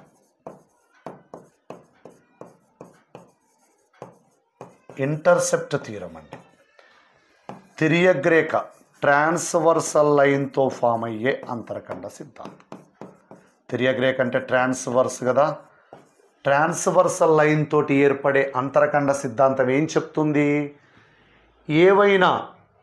ఏవైనా మూడు లేదా అంతకన్నా ఎక్కువ సమాంతర రేఖలను, ఇవన్నీ సమాంతర రేఖలండి, యారో మార్క్, సమాంతర రేఖలని రెండు తిర్యక్ రేఖలు ఖండించినప్పుడు ఏర్పడే అంతరఖండాలు ఒకే నిష్పత్తిలో ఉంటాయి, అనుపాతములో ఉంటాయి అని చెప్తుంది. దీని ప్రకారము ఇప్పుడు ఏ గుండా పోయే ఈ రేఖ, బి గుండా పోయే ఈ రేఖ, డి గుండా పోయే ఈ రేఖ, ఈ మూడు సమాంతర రేఖలని ఒకటి ఏడి అనే తిర్యక్ రేఖ, మరొకటి ఏసీ అనే తిర్యక్ రేఖ ఖండించినట్లయితే అంతరఖండ సిద్ధాంతం ప్రకారము మనం చేయాల్సింది AG by GD is equals to AE by EF అవ్వాలి. ఏజీ బై జీడి అంటే మనకు ఆల్రెడీ కేంద్రాభాసము దీనిని 2:1 నిష్పత్తిలో విభజిస్తుందని తెలుసు. ఏఈ బై ఈఎఫ్, దీని అర్థం ఏంటంటే AE is equals to 2EF, AE is equals to 2 times EF, okay, 2 times EF. AE already X ఉంటే ఈఎఫ్ ఎక్స్లో సగం ఉండాలి అని చెప్తుంది, ఎక్స్లో సగం ఉండాలి అని చెప్తుంది, ఓకేనా? అప్పుడు ఇది ఎక్స్లో సగం ఉంది అంటే సిఎఫ్ కూడా ఎక్స్లో సగం ఉండాల్సిందే కదా. దీని అర్థం ఏమిటి అంటే EF is equals to CF is equals to EF is equals to CF is equals to ఏమవుతుందండి? సిఈ బై 2 అవుతుంది, సిఈ బై 2 అవుతుంది. కాబట్టి ఒకవేళ దీనిని గనక 2x అంటే అప్పుడు ఇది x అయి ఉండాలి, ఇది x అయి ఉండాలి. ఓకేనా? ఇది 2x అయి ఉంటే ఇది దీంట్లో సగం ఉండాలి, ఇది దీంట్లో సగం ఉండాలి. ఓకేనా? అందువల్ల మనకు కావాల్సింది ఏంటండి? CF ఈజ్ టు AC అంటే CF is to AC, CF వచ్చేసి x అవుతుంది, AC అంటే 2x plus x plus x 4x అవుతుంది. ఆన్సర్ 1:4 అవుతుంది. 1:4 అనేది సెకండ్ ఆప్షన్లో ఉంది. జాగ్రత్తగా గమనించండి. ఇక్కడ అంతరఖండ సిద్ధాంతం స్టేట్మెంట్ను ఉపయోగిస్తేనే వచ్చింది. ఓకేనా? Next problem number 109. If the areas of 3 adjacent faces of a cuboid are A1, A2, A3, then its volume is. ఒక దీర్ఘగణము యొక్క ఆసన్న ముఖాల వైశాల్యాలు capital A1, capital A2, capital A3 అయితే దీని ఘనపరిమాణం ఎంత? చూడండి, మనము ఏం చేద్దాం ఇప్పుడు? ఇది దీర్ఘగణం. దీర్ఘగణం యొక్క పొడవు ఇక్కడ దాకా ఉంది కదా, దీనిని L అందాము. ఓకేనా? నెక్స్ట్ దీని యొక్క వెడల్పుని B అందాము. ఇక ఎత్తుని H అందాము. అప్పుడు దీర్ఘగణము యొక్క ఆసన్న ముఖాలు ఇదొక ముఖం అవుతుంది, ఈ ముఖము దీర్ఘచతురస్రం అవుతుంది. ఈ దీర్ఘచతురస్రానికి పొడవు L అవుతుంది, ఇటువైపు ఉన్న ఇంకొక వెడల్పు H అవుతుంది. దీర్ఘచతురస్రానికి ఇది వెడల్పు అవుతుంది. మరి ఇక్కడ ఒక దీర్ఘచతురస్రం ఏర్పడుతుంది, ఆ దీర్ఘచతురస్రానికి BH, ఇవి 2 అంచులు అవుతాయి, ఇవి 2 భుజాలు అవుతాయి. మరి ఇది కూడా ఒక దీర్ఘచతురస్రం అవుతుంది, LBలు అవుతాయి. ఈ విధంగా ఒకానొక ముఖానికి పొడవు వెడల్పులు LBలు అవుతాయి, మరొక ముఖానికేమో BHలు అవుతాయి, మరొక ముఖానికేమో LHలు అవుతాయి. ఓకేనా? చూడండి, ఇక్కడ అడిగింది A1 into A2 A1 A2 A3 అయితే దీని ఘనపరిమాణం ఎంత అన్నారు. ఘనపరిమాణము, దీర్ఘగణము యొక్క ఘనపరిమాణము వాల్యూమ్ =LBH. దీనిని √LBH² అనొచ్చు. దీనినే √LB into BH into LH అనొచ్చు. 2 సార్లు L రావాలి, 2 సార్లు B రావాలి, 2 సార్లు H రావాలి. దీనిని √A1 into A2 into A3 అనొచ్చు. స్టాండర్డ్ ఫార్ములా ఇది, స్టాండర్డ్ బిట్టే. సో ఆన్సర్ వచ్చేసి √A1 A2 A3 కరెక్ట్ అండి, దాని ఘనపరిమాణం. ఓకేనా? Next, A hemisphere and A cone have equal bases. If their heights are also equal, then the ratio of their curved surface areas will be. సమాన భూములు కలిగిన అర్ధగోళము మరియు శంకువుల ఎత్తులు సమానమైతే వాటి వక్రతల వైశాల్యాల నిష్పత్తి ఎంత? ఇక్కడ ఇచ్చిన నిష్పత్తిని గమనించాలి అంటే ఫస్ట్ పటం ఏంటి, సెకండ్ పటం ఏంటో చూసుకోవాలి. ఓకే, ఫస్ట్ పటమేమో అర్ధగోళము,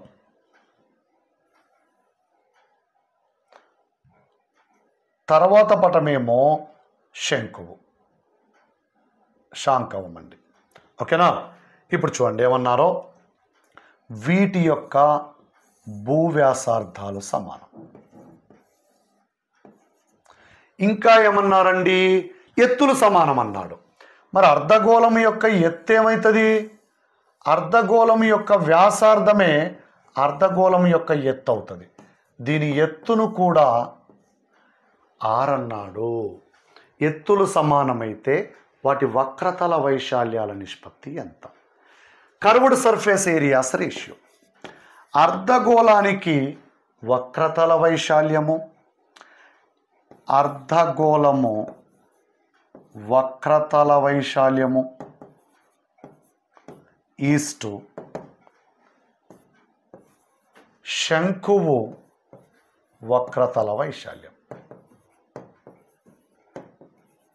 ఇంగ్లీష్ మీడియం వాళ్ళు curved surface area of hemisphere is to cone curved surface area. చూడండి, దీని ఎత్తు r అవుతుంది, దీని ఎత్తు కూడా r అని ఇవ్వడం జరిగింది. సో శంకువుకి స్లాంట్ హైట్ ఏటవాలు ఎత్తు L = √r² + h², ఎందుకంటే ఇక్కడ రైట్ యాంగిల్ ట్రయాంగిల్ కాబట్టి. అలా చేస్తే L = r√2 వచ్చింది. ఇక curved surface area of hemisphere 2πr², curved surface area of cone πrl, 2πr² is to πr into r√2. ఇక్కడ πr² క్యాన్సిల్డ్, √2 టైమ్స్ క్యాన్సిల్డ్, వచ్చేది ఏంటండి √2:1. √2:1 ఎక్కడుంది? థర్డ్ ఆప్షన్లో ఉంది. Okay, next question 111. The curved surface area of a right circular cylinder of base radius r is obtained by multiplying its volume by. భూవ్యాసార్థం r గల స్తూపం యొక్క వక్రతల వైశాల్యాన్ని పొందుటకు దీని ఘనపరిమాణాన్ని గుణించవలసిన పదం. చూడండి, సిలిండర్కి బేస్ రేడియస్ r అన్నారు, ఇదేమో హైట్ అవుతుంది. Okay, curved surface area of సిలిండర్కి వక్రతల వైశాల్యము ఏమవుతుందండి? 2πRh అవుతుంది. సిలిండర్ యొక్క ఘనపరిమాణము వాల్యూమ్ πr²h. ఓకేనా? ఘనపరిమాణాన్ని దేని చేత k చేత గుణిస్తే వక్రతల వైశాల్యం వస్తుంది అంటున్నారు. ఇక్కడ నుంచి k కనుక్కుందాం. π క్యాన్సిల్, ఒక్కసారి r క్యాన్సిల్, h కూడా క్యాన్సిల్, k = 2/r అవుతుంది. k = 2/r ఎక్కడుందో చూడండి, సెకండ్ ఆప్షన్లో కనిపిస్తుంది. అంటే ఘనపరిమాణాన్ని 2/r చేత గుణించినప్పుడు వక్రతల వైశాల్యం వస్తుంది. Next problem. The diagonal of a rectangle is 17 cm and its area is 120 cm². then perimeter of the rectangle is. ఒక దీర్ఘచతురస్రం యొక్క కర్ణము 17 సెంటీమీటర్లు, దీని యొక్క వైశాల్యము 120 cm² అయితే దీర్ఘచతురస్రం యొక్క చుట్టుకొలత ఎంత? Simple question. చూడండి, ఇక్కడ ABC అనేది లంబకోణ త్రిభుజాన్ని ఏర్పరుస్తుంది కాబట్టి L² + B² = 17². Very clear. L + B² - 2 times LB = 289. A² + B² formula వాడాను. ఇక్కడ L + B² - 2 times L × B అంటే దీర్ఘచతురస్ర వైశాల్యము, అది 120 ఇచ్చారు, 289. L + B² = 289 + 240, ఇది 529. అప్పుడు L + B = 23 అవుతుంది. 529 అంటే 23² కదా. దేర్ ఫోర్ చుట్టుకొలత పెరిమీటర్ అంటే 2 times ఆఫ్ L + B కాబట్టి 2 into 23 46 అవుతుంది. 46 ఎక్కడుందండి? 4th ఆప్షన్లో ఉంది. ఓకే, చాలా సింపుల్ క్వశ్చన్. జస్ట్ ఇక్కడ మనం యూజ్ చేసింది ఈ formula a² + b² = a + b² - 2ab అని ఇది వాడినామండి. Next problem number 113. In a school the ratio of the number of boys to girls is 7:4. If there are 140 girls the total number of students in the school is. ఒక పాఠశాలలో బాలుర బాలికల నిష్పత్తి 7:4. పాఠశాలలో 140 మంది బాలికలుంటే మొత్తము విద్యార్థుల సంఖ్య ఎంత? సింపుల్ అండి. Boys is to girls is equals to 7:4. Boys 7x, girls 4x. Already 4xని 140 అన్నాడు. అప్పుడు x ఈజ్ ఈక్వల్స్ టు 140/4 అంటే 35 వస్తుంది. అప్పుడు టోటల్ స్టూడెంట్స్ వచ్చేసి బాయ్స్ ప్లస్ గర్ల్స్ కదండి, 7x + 4x 11x అంటే 11 × 35 330 385 అవుతుంది. థర్డ్ ఆప్షన్ రైట్ ఆన్సర్ అవుతుంది. రేషియో ప్రపోర్షన్ క్వశ్చన్ అండి. Next, A some of ₹12,500 amounts to ₹15,500 in 4 years at the rate of simple interest, then the rate of interest is. సాధారణ వడ్డీతో 4 సంవత్సరాల కాలానికి 12,500 rupees 15,500 rupees మొత్తం అయితే ఆ వడ్డీ రేటు ఎంత అన్నారు. చూడండి, టైం పీరియడ్ ఏమో 4 years, అసలేమో 12,500, మొత్తమేమో 15,500. అప్పుడు ఇంట్రెస్ట్ ఏమవుతుందండి? ఇంట్రెస్ట్ వచ్చేసి 15,500 - 12,500 = 3,000. I is equals to PTR/100 అయిపోయింది. 3,000 rupees is equals to P అంటే 12,500, T అంటే టైం పీరియడ్ ఆల్రెడీ ఇయర్స్లోనే ఇచ్చారు, R తెలియదు, కింద 100. 2 సున్నాలు ఇక్కడ పోయినాయి. 125తో క్యాన్సిల్ చేస్తే 125 2s 250, 250 అంటే 50, ఇంకా 50 మిగిలిపోతుంది. 500, 125 4s, 4తో క్యాన్సిల్ చేస్తే 6. Therefore R is equals to 6%.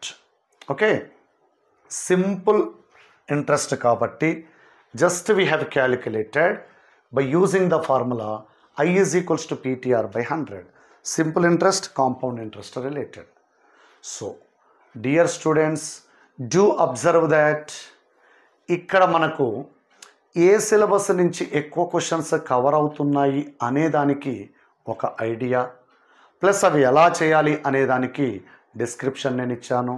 నేను ఆల్మోస్ట్ మీకు ఆల్టర్నేట్ డే ఒక పేపర్ ఈవినింగ్ 6 o'clock రిలీజ్ చేయడానికి ప్రయత్నిస్తాను. Please watch my YouTube channel, share to your friends, and please subscribe my channel so that you will get notification immediately whenever new content is added. Okay, so thank you one and all.